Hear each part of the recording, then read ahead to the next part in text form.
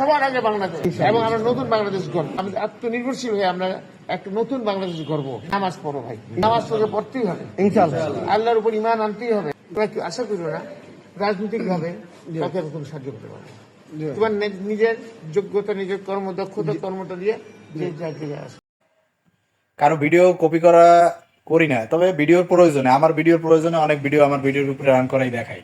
তো এই ভিডিওটা আমার খুব ভালো লাগছে, বাবর স্যারের এই ভিডিওর কথাটা আমার খুব ভালো লাগছে যে বাংলাদেশে ভালোবাসেন, নামাজ পড়েন, এর থেকে মূল্যবান কি হবে? জন্মভূমিরে ভালোবাসেন, আগে বাংলাদেশ, তারপর সবকিছু, নামাজ পড়েন। মানে লোকটা আসলেই মানে এদের প্রতি ভালোবাসাটা এমনিতেই একদম অথেন্টিক থাকে।